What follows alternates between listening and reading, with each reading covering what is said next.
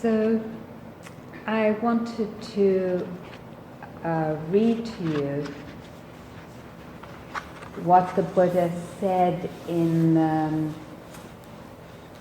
Satipatthana Sutta, which is the foundational teachings for this particular lineage, but really for all lineages, just in case you thought what I was saying this morning was some personal riff and not part of the Buddha's teaching.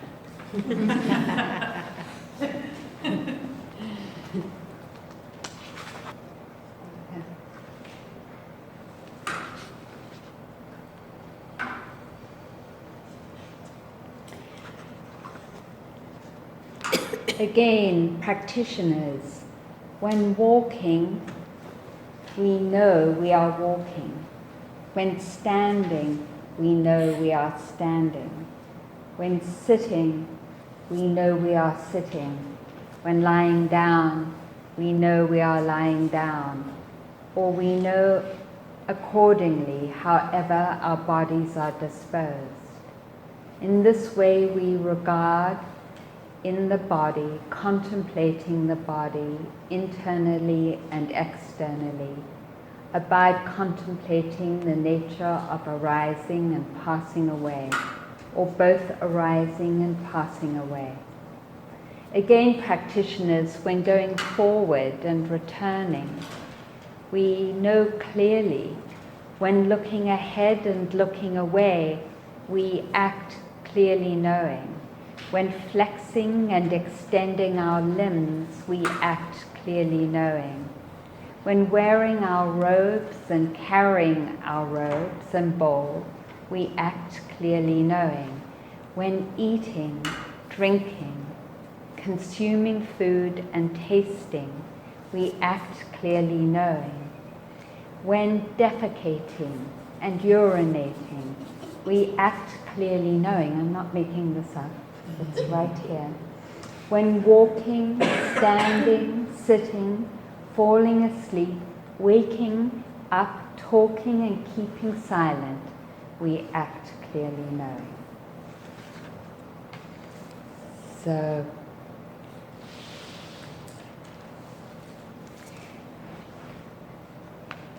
in other suttas, the Buddha goes more into detail in some of these activities. Basically, he's speaking, and not only the Buddha, but many of our lineage teachers are speaking to the importance of knowing clearly all activities that make up our life. There's nothing left out of the lists when you take all the different suttas, but including this sutta, there's nothing left out that doesn't deserve our presence, our clear knowing of the experience, and in that clear knowing, this friendly environment, this connection to the experience. Because if it's not friendly and if there isn't a connection there, the knowing is a little distorted. It becomes more a doing, a kind of like sort of more trying to achieve rather than the open-hearted connecting to the experience. Yeah, does that make sense? Yeah. And so our habitual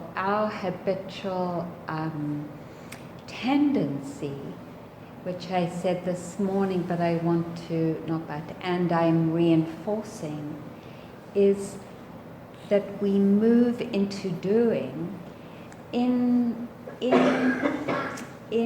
that sense of needing to achieve, and that place of wanting to achieve, of wanting to make something happen, actually comes out of, we know underneath the kernel of this experience of deficiency, of a sense of something isn't fully complete. And I'm not saying that we think this, but the momentum of it comes out of this field of confusion that the Buddha names as ignorance.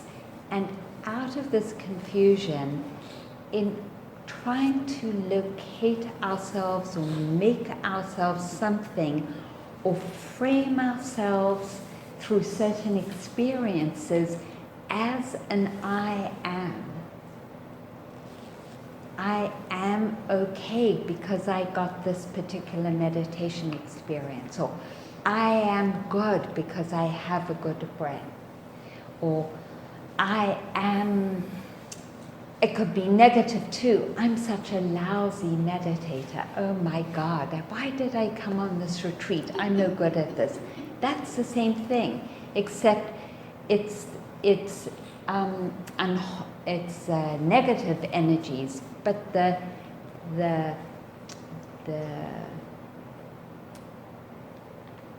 movement into doing to make something happen out of this sense of deficiency is part of what the Buddha calls a constituting of the self.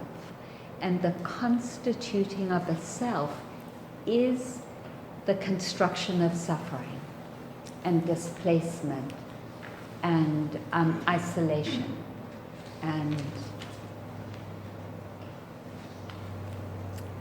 a sense of dis-ease, which is one of the Buddha's definitions of suffering. There's a wide range of suffering, and we all know this wide range of deep disconnection and feeling imprisoned in whatever experience it is we're having, to a more subtle experience of not fitting into our life, our body, not quite fitting in with our friends. I used to have that a lot. Like, I'd invite people for dinner and they would come and everything was okay, but then afterwards I'd feel like, wow, there was a lot of energy and I didn't quite feel like I was like we fitted in.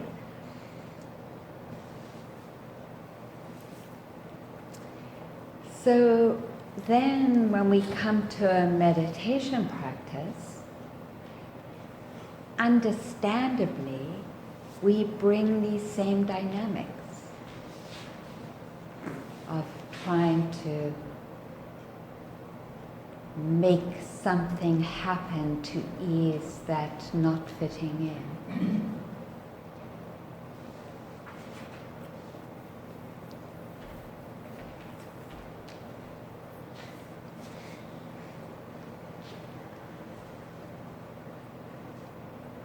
In this location of insufficiency, there isn't anything we can do to feel better, to heal or transform. There isn't anything we can do. Because the basic experience of feeling somehow that we're not good enough and that resulting moving out in reaction, in wanting or not wanting, never brings healing. Those energies are incapable of bringing healing. And the Buddha enunciated this in his distinction between the wholesome and the unwholesome energies.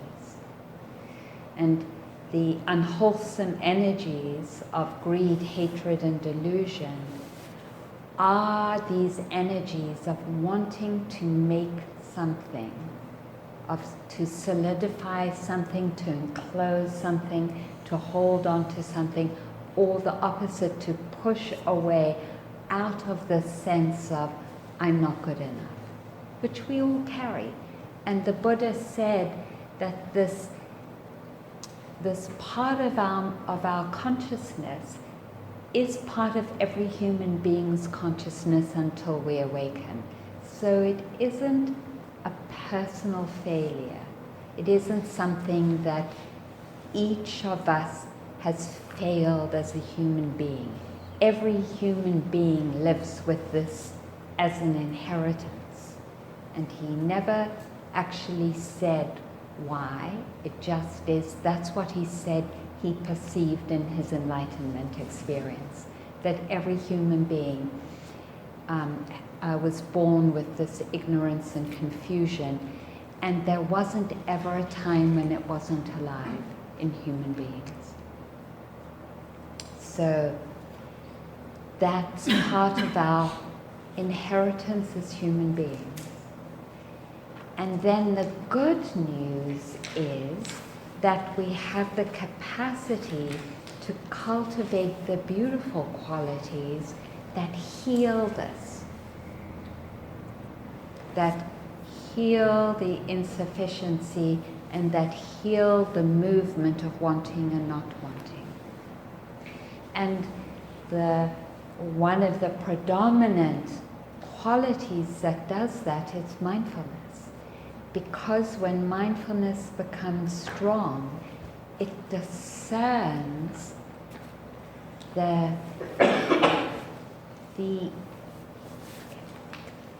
directly the harmfulness of this trying to make something, or of wanting something, or of not wanting something, and of conceit and pride and revenge and hatred and fear and anxiety and restlessness and torpor and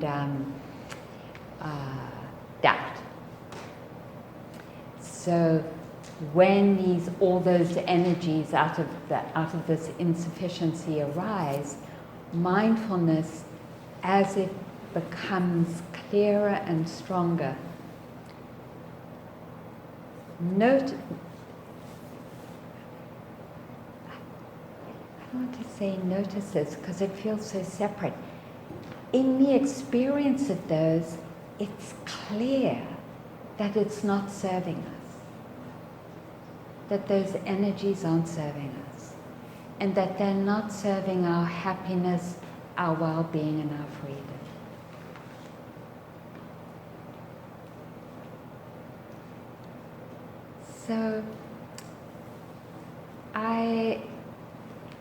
So then the invitation is to align, even if it's just through faith, to align with the invitation.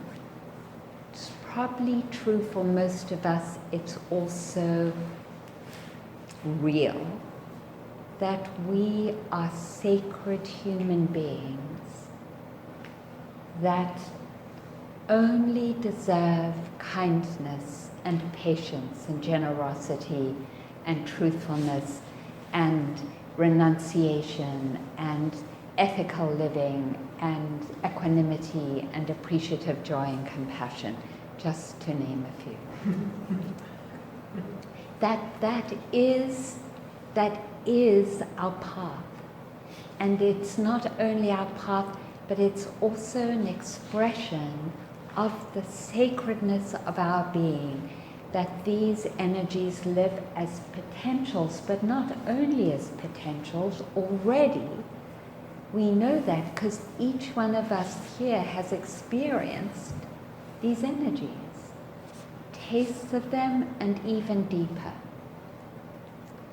And it is when we are open to them, and when we acknowledge them and mark them and appreciate them, we become clearer and less wavering that these energies are our path, and that there is only freedom and happiness and liberation that comes from them, that they can never bring harm in any way to ourselves or to others. That they are constituted, those energies, in such a way as to only bring healing.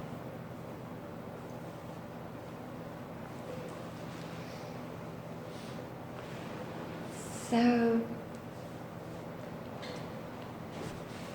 then we, in a way, are taking a leap, and I notice this leap over and over again as something crops up in my life. I just was in a difficult team. I taught her one day on white privilege, and the team I worked with, it wasn't so easy, and neither were all the interactions afterwards. And I noticed resentment against one of the teachers on the team, and I'm like, do I want to choose this? Because I can taste how much it doesn't serve my well-being. And if I don't want to hold on to this resentment, then of course it means I have to let go of all my perceptions, because my perceptions and stories are keeping it in place. That's the leap of faith. And I don't know about you, but I have to make it all the time. Because there's sexism and racism and oppression and just the general unsatisfactoriness of life. And so there are all these things that are coming up quite often, right? Sometimes as a stream in our lives. And there is the invitation over and over again. What am I choosing? Am I choosing freedom, or am I choosing suffering? And it's as clear as that, the Buddha says.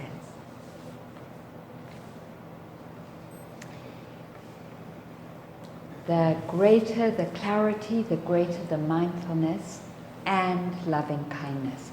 For me, loving kindness is just as powerful in discerning my path.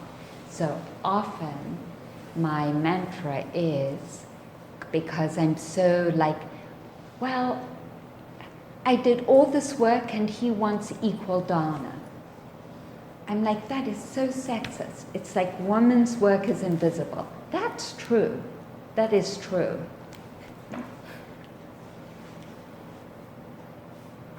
So then, of course, when I name it as that's true, then I'm totally locked in. This guy, right? And how sexist he is, and I should just cut him off. And then, of course, I can't. So then it's like, well, it isn't serving my path. It's not serving me, because I'm the one. He isn't, I don't know what he's feeling, but I'm the one feeling all these feelings. So I'm the one that has to say to myself, you have to drop the stories about him, to turn towards yourself and to touch the place that I touch over and over again, of that sense of not good enough and being invisible that gets triggered by sexism. And homophobia, probably that combination. And maybe ageism too. So all those ways where that dynamic touches the insufficiency of ignorance. And so I have to go down into my body and open, and I can feel it. It's palpable, that feeling, and to bring my presence and caring to it.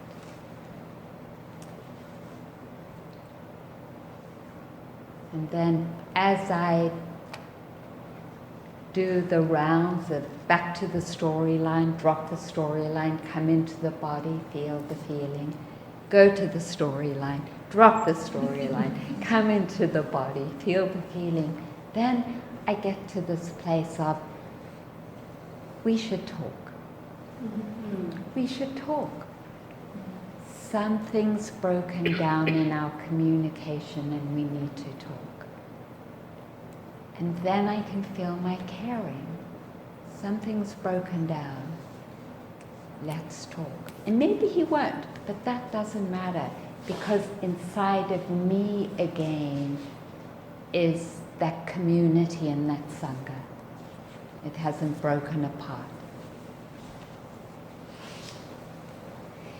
So that's the path we're on, the path of choosing our well-being, our freedom and our liberation. And out of that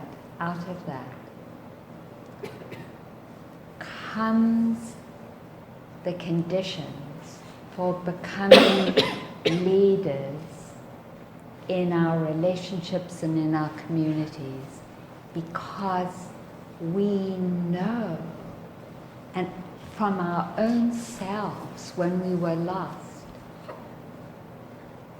what a profound blessing it's been to find someone who is able to guide us to this path of love and wisdom. My first teacher wasn't a Dharma teacher, but it was the same path. In that, then, that's why we practice not just for ourselves, but we practice for the world, because this discernment is so deeply needed by the world. And I want to link it to climate change later, because that's so deep, important, and profound right now. So, in each moment of choice, we know we're making it for ourselves. And in that caring, somehow, not conceptually or intellectually, but viscerally and in an embodied way, we know we're making it for the world.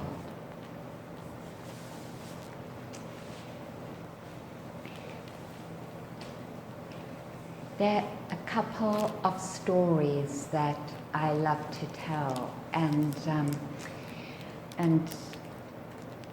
one of the stories I love to tell is about loving-kindness and the power of loving-kindness. Two different types of stories. And one is when the Buddha was on one of the many, what's the word, not walks, but going from village to village teaching. And he came into an area where a very beautiful elephant, white, very, very amazing being, a white elephant. Just want to know, two people just left the Dharma talk. Are they just... Oh no, one person left. Yeah. Okay. Yeah. Could you just check and see if there are... No, stay. Could you just... Oh, there they are. They're coming. Okay. And this elephant, this elephant had a name and was wounded, I think stepped on a thorn, and in her pain started to go on rampages. And we know this ourselves from the times when we're really in pain, where we just don't care. You know, we're in so much pain. So this elephant is stomping over people and destroying villages. And it's everyone becomes really terrified of this elephant, because their villages are being destroyed and their people are being killed. And so there's this sort of chain of people running to different villages saying, you know, be aware, this elephant is in our area. So anyway, the Sangha around the Buddha got that message. Then if you know from elephants stampeding, it's like an earthquake. The earth shakes from elephants running, and this is such a big elephant, the earth is shaking. And so the retinue of 500 people around the Buddha are like, Buddha, Buddha, you have to get out of the way. This elephant is coming to kill us. And the Buddha stands still, and everyone is like, this is some of, his wisest practitioners. They split the scene. And the Buddha stands still and turns towards the noise. This elephant is rampaging down the path. And the Buddha is saying, may you be free from all pain. May you be at ease. May you come to peace. And the waves of the love are so deep and profound that it stops the elephant in her tracks. And she actually bows down in front of the Buddha. That's the power of our love when it's mature. We're at Camp Burton, and Camp Burton is Christian, I think, Protestant? Baptist. Baptist. And that's Jesus, baptism is Jesus. So then similar stories about the power of the love of Jesus here in some of the literature in my cabin, to name two people. Just an aside of it, slightly different expression of love. Michelle McDonald, who's one of my teachers, when she was a younger practitioner, was at IMS serving. She was in the kitchen, and she was going through a very hard time. And Deepa Ma was there at IMS, staying in. There was a little staff, what was a staff cottage, but a place where teachers could stay. And so Deepa Ma was at this cottage. And it was Michelle's job to make sure that Deepa Ma had all the food she needed. And so she'd been seeing Deepa Ma. And so she came at her usual regular time. And Deepa Ma opened the door and had a rubber duck on her head. And Michelle just started laughing. And Deepa Ma just very stately opened the door, walked back into the room, balancing the rubber duck on her head. And it just broke something in Michelle's depression or internal challenges. So different ways of loving. Yeah? And then a really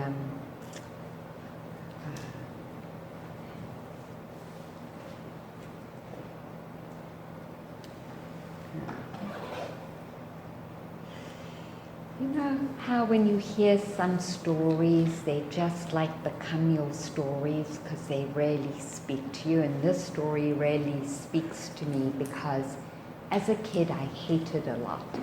I was angry and I hated. I hated the policemen who arrested my parents. I hated the jails. I hated the prisons. I hated that we had to leave the country and go to Israel. And I just hated everything. Well, not totally everything, but I was hating a lot.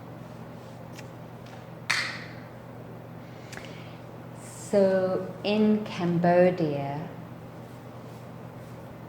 after the killings, villages were very isolated because there were so many bombs planted on the paths between villages. And they were really in trauma, and understandably, like, you know, in tremendous anger. And Mahagosananda, a Cambodian monk, felt called to contribute towards healing what was happening in his country. He wasn't in Cambodia, but he came back actually.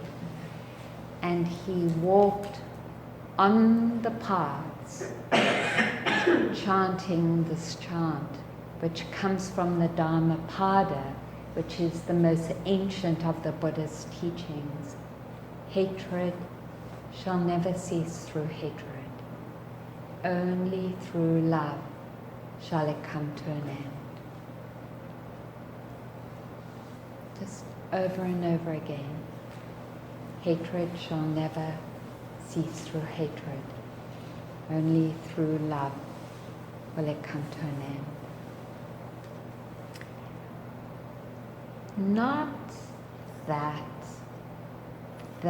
chant or the elephant bowing down or the duck doesn't mean that loving kindness and mindfulness aren't a journey. We know it's a journey, and we know by choosing this path, we are committing to opening and healing all the internal wounding, all the hatred, all the anger and despair and fear and terror and insufficiency and doubt and faithlessness, depression, whatever it is, that in choosing this path, we are saying, I want to heal these energies inside of myself. That choosing to say hatred shall never cease through hatred is the beginning of the path. It's like that teacher and me seeing how much I was hurting myself through my own anger.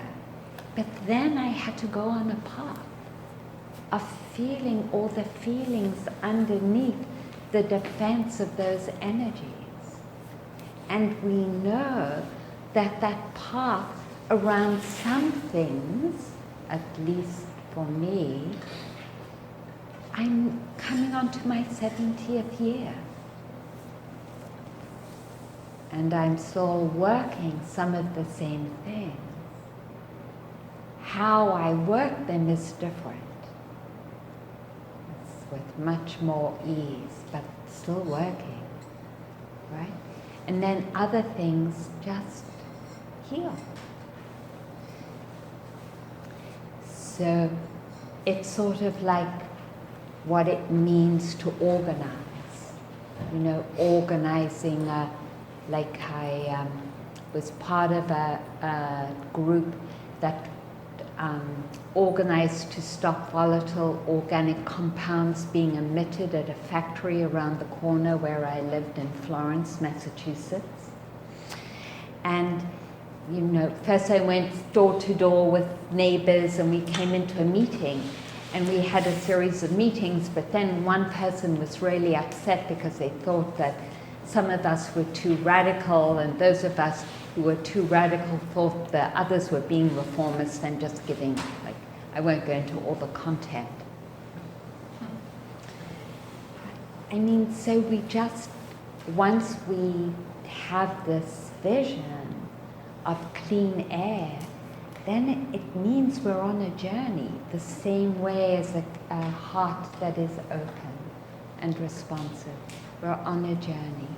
And who knows whether things will come together. They did in this particular situation because I'd organized Leeds Civic Association, which was just a neighborhood community of having a barbecue once a year and closing down the streets and getting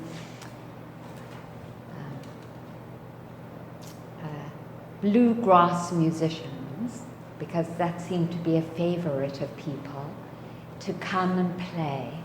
And someone who used to work in the Environmental Protection Agency in the nearest big town had come to one of those and heard that we were struggling around this factory, and he came to offer his help.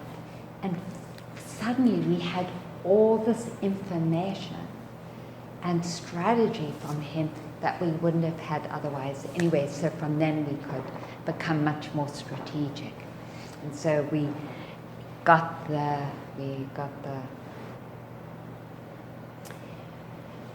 newspapers onto it, and the mayor, and then of course the EPA, which must have been in cahoots with this organization, finally had to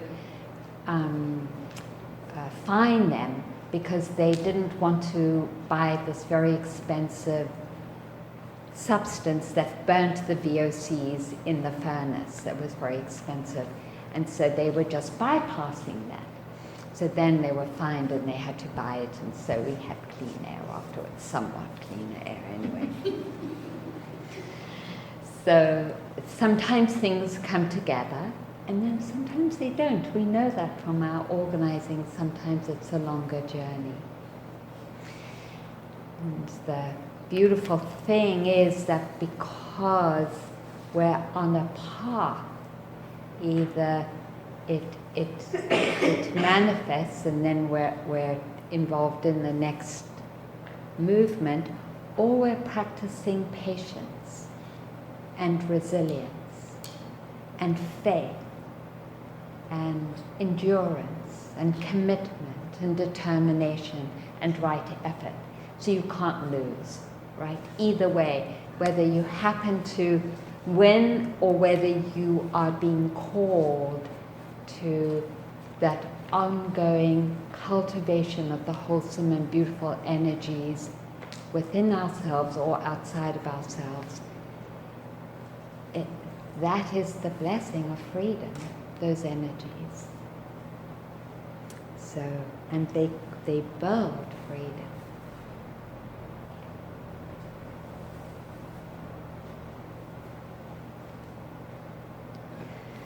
So then, just to say it in another way, there is never a reason not to love. There is never ever a reason not to love.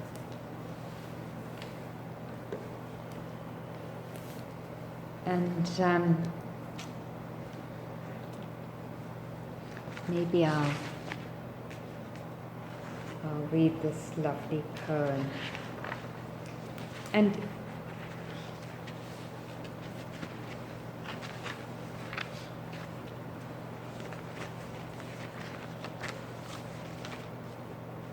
it's called My Ancestry DNA Results Came In.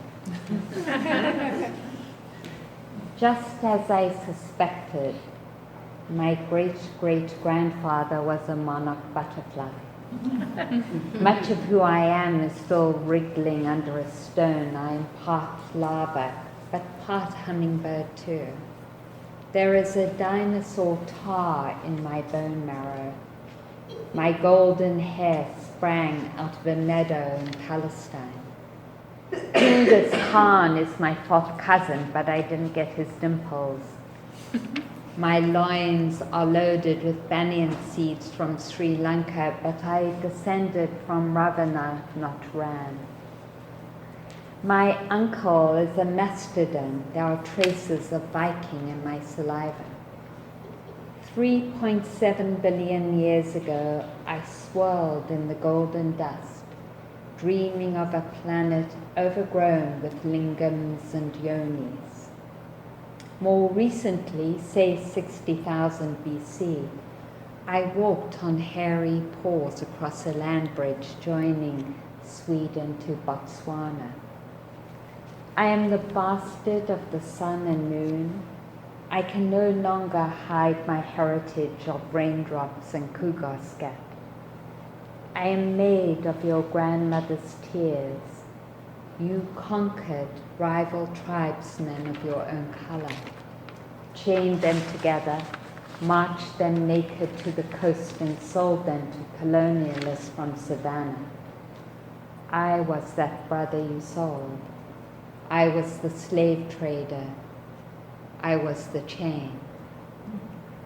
Admit it, you have wings, vast and golden like mine, like mine. You have sweat, black and salty like mine, like mine. You have secrets silently singing in your blood, like mine, like mine. Don't pretend that earth is not one family. Don't pretend we never hung from the same branch.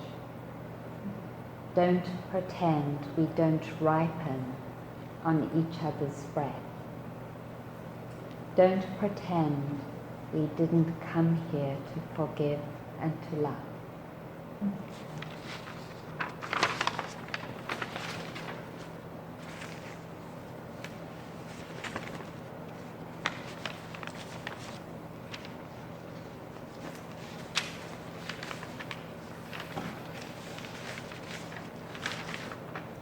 Oh, it's probably time to end. Let's see.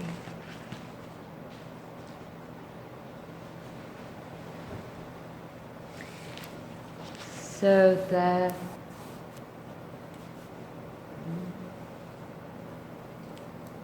practical invitation the Buddha extended to us in opening our hearts and in calling these beautiful energies into being rests on first orienting towards them, just like this turning towards patience or turning towards determination or commitment or love. And then the next is the intention through the phrases, and we know the traditional phrases, and I'm going to lead a metta meditation tonight. May I be patient? May I be able to make a determined effort? May I have faith in my own capacity, even when I can't see the horizon or the path. May I find my gateway into strength, even though I feel I can't hold any weight at all.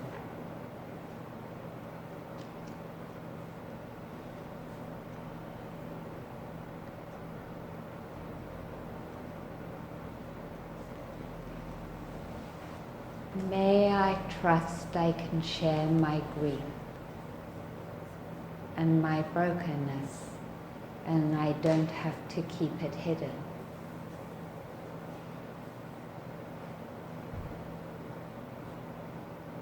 May I remember every heart is a broken heart.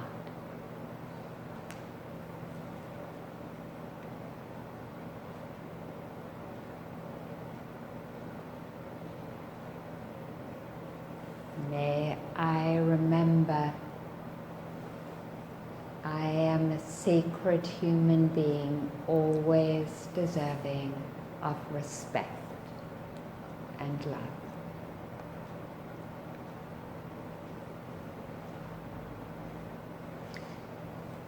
There have been times in my meditations where that is all I do, is to offer a phrase,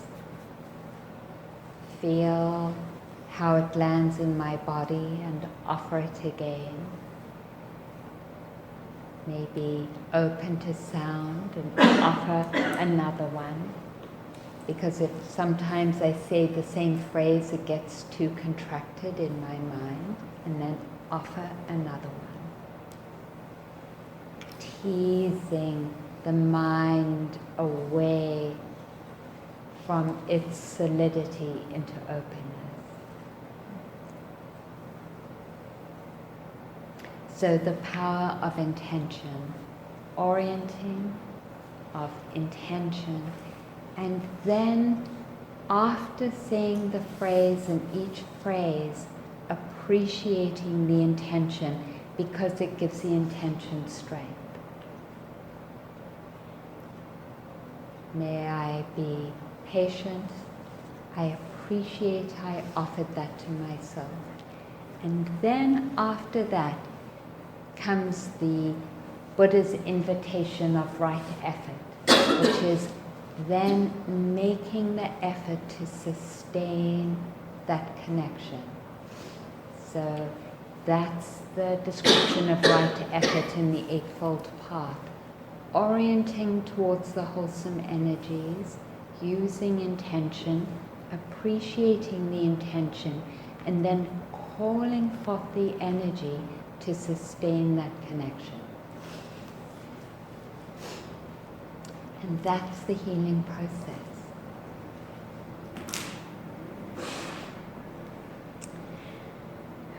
Okay, that's good. Let's see if I have one more poem, because I love poems.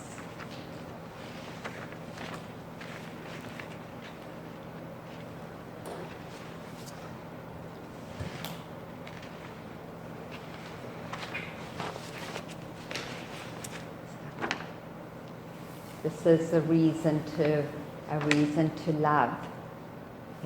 The poem is called If You Knew by Ellen Bass. What if you knew you'd be the last to touch someone? If you were taking tickets, for example, at the theatre, tearing them, giving back the ragged stubs, you might take care to touch that palm, brush your fingertips along the lifeline's crease. When a man pulls his wheeled suitcase too slowly through the airport, when a car in front of me doesn't signal, when the clerk at the pharmacy won't say thank you, I don't remember they're going to die. A friend told me she had been with her aunt. They just had lunch and the waiter, a young gay man with plum black eyes, joked as he served the coffee, kissed her aunt's powdered cheek when they left. Then they walked half a block and her aunt dropped dead on the sidewalk. How close does the dragon's spume have to come? How wide does the crack in heaven have to split? What would people look like if we could see them as they are, soaked in honey, stung and swollen, reckless, pinned against time? Let's sit for a moment.